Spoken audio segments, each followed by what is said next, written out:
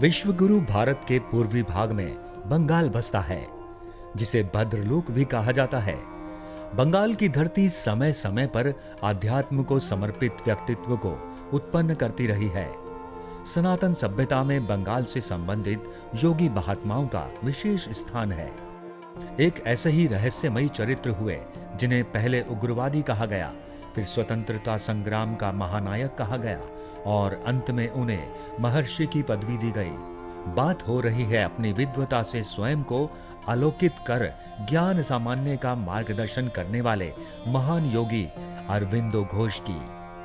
मित्रों, यह बात तब की है जब भारत गुलामी की बेड़ियों में जकड़ा हुआ था और अंग्रेज हर दिन एक ऐसे ही फरमान सन 1905 में आया, जब अंग्रेजों ने बंग बंग का आदेश दिया, यानी बंगाल का बंटवारा करने के लिए उन्होंने आदेश पारित किया, जिसके विरोध में बंगाल की प्रबुद्ध जनता ने आंदोलन छेड़ दिया।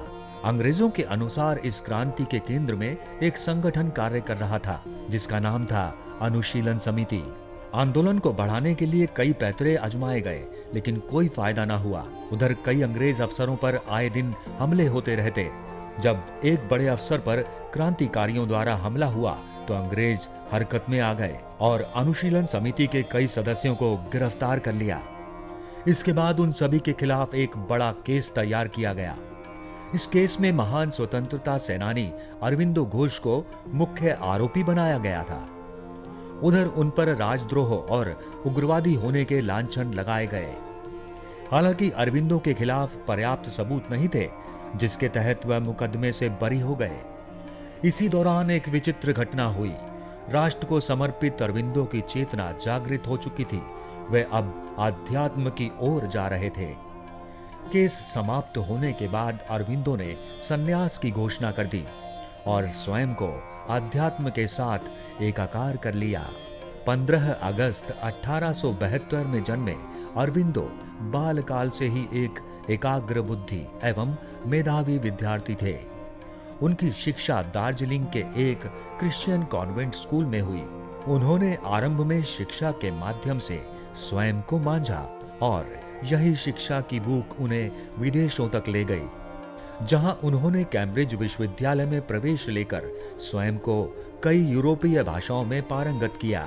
ICS जैसी प्रतिष्ठित परीक्षा में उन्होंने 11वीं रैंक प्राप्त की। वह अत्यंत पढ़े लिखे सन्यासी थे, जिन्हें अलौकिक ऊर्जा के साथ सांसारिक चीजों का भी बहुत अच्छा ज्ञान था। संन्यास ग्रहण करने के बाद उन्होंने अपना एक अलग तरह का दर्शन स्थापित किया। भारतीय योग पद्धति का भी उन्होंने अध्ययन किया। तत्पश्चात पांडिचेरी में अरविंदो आश्रम की नींव रखी, जहां पर आज भी उनके कई अनुयायी उनके दिखाए आध्यात्मिक पथ पर चलते हुए जीवन को सरलता से जीने का प्रयास कर रहे हैं। अरविंदो ने इसके अतिरिक्त कई पुस्तकें भी लिखी। उनकी साहित्यिक निधि विराट है।